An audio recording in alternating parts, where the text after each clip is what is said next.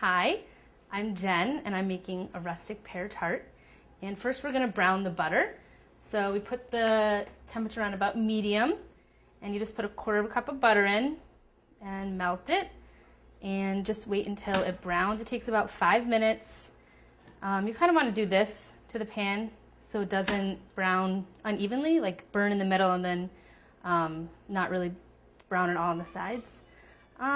And just keep kind of doing this so it doesn't burn. Once it starts to brown, it will burn really quickly. So the minute it gets close to the color you want, which is like caramel color, you want to take it off right away. So it's just about ready now. It'll also start to smell like it's toasting, almost kind of like the smell of a graham cracker. And then there'll be sediment on the bottom that'll start to turn brown. Then you'll just take it off. That's it. Now I'm going to make the pastry dough, and when you make the pastry dough and you roll it out, you're going to be rolling it out onto parchment paper, and it's going to stay on the parchment paper, and that's where you're going to assemble the pie. So first, we're going to take 1.25 cups of flour, just regular all-purpose flour, and then to it we're going to add the chilled butter here. And there's going to be about maybe like 1/4 inch on the bottom. You'll see that's where kind of the sediment from the browning was, and that's fine. You just pop that whole guy in. And then this is 2 tablespoons of vegetable shortening. And then you're just, with a pastry cutter, going to cut it until it's about the consistency of like pea-sized pieces. You can also, once it starts to form a little bit, you can add the salt and the sugar. I like to just get it going a little bit with the flour first.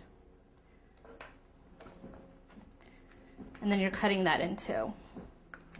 It takes a few minutes. It's important that the butter and the shortening are really cold so that it doesn't get mushy and that it doesn't melt, because the colder it is and the harder the pieces are, the flakier your crust is going to be. So that's about right. You want some chunky pieces and definitely bigger than cornmeal. And then we're just going to add really cold water. I put mine in the freezer just before it started to freeze, about a few minutes. And then you just add about 4 to 5 tablespoons. And so I'm just going to add about 3 now. And you just fluff it up a little bit, lightly incorporate it. You can use a spoon or a fork, it doesn't really make a difference. And it'll start to kind of form slightly, and then add another 1 to 2 tablespoons. And when it starts to kind of clump together like this, you'll just use your hands and lightly form it into a ball, touching it as little as possible.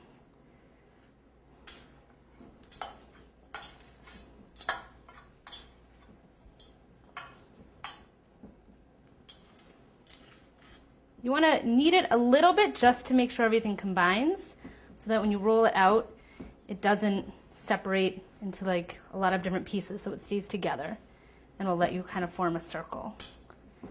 Okay. So it's still kind of crumbly, but forming a ball. Then you lightly flour your parchment paper.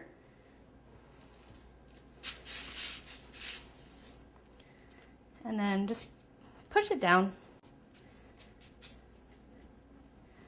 And then the key to making it not stick, flip it over after you've floured one side and just push again.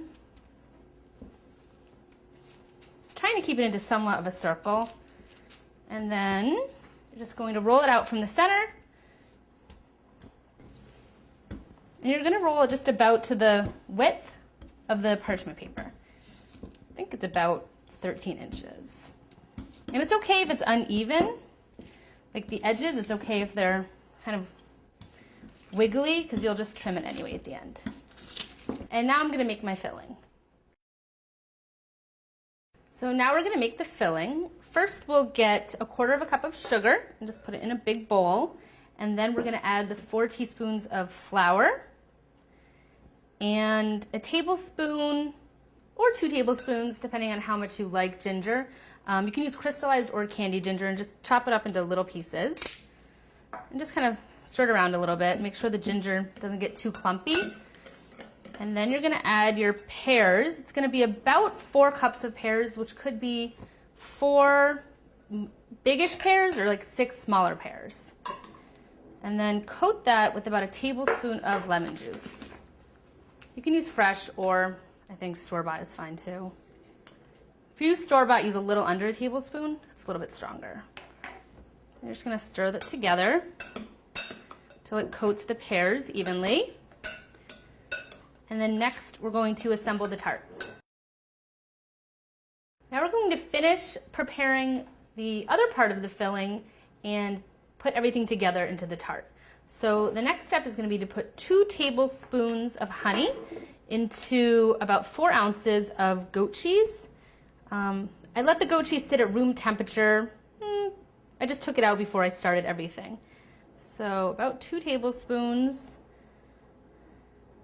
And there's also flavored, honey flavored goat cheese that you can use, and then you'd still want to add about a tablespoon and a half. I found that the other day at the market. Okay. We're just going to kind of mush it together. And this is why you want it at room temperature, so that it kind of becomes really creamy.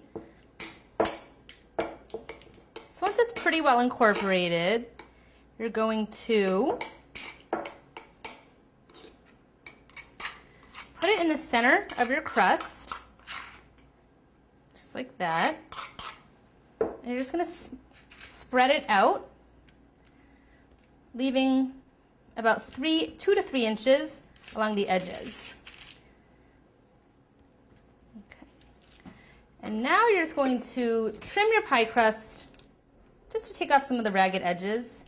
You can also save the little bit of extra you cut off and kind of re-roll it and sprinkle it with a little butter and cinnamon and sugar and roll it up, and then you have like a little snack while you're waiting, because that only takes about 15 minutes to cook. That's what I always do. And so then you're just going to add your pear mixture to the middle.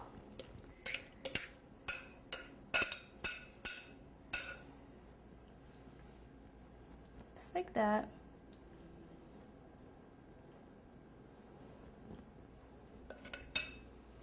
And then you'll just pick a point to start, and just fold it over.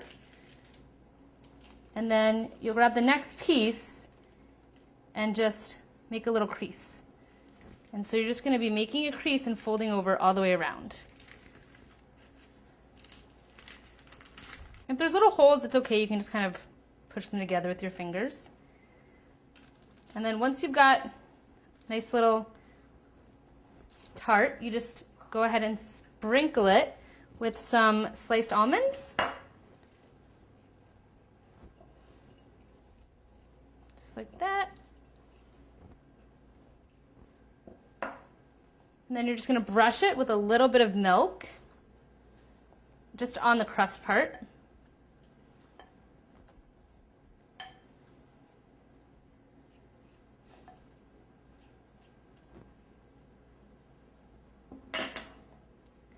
And then sprinkle some sugar where you brush the milk.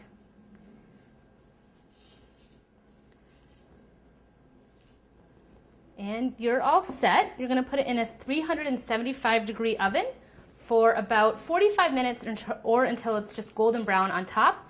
You can check it at about 40, but it'll probably take 45, maybe even 50, depending on your oven. And that's it. So here it is, all finished. And it got nice and golden brown, and the almonds just started to toast a little bit. And then we're going to take it out and let it rest for about half an hour to 45 minutes.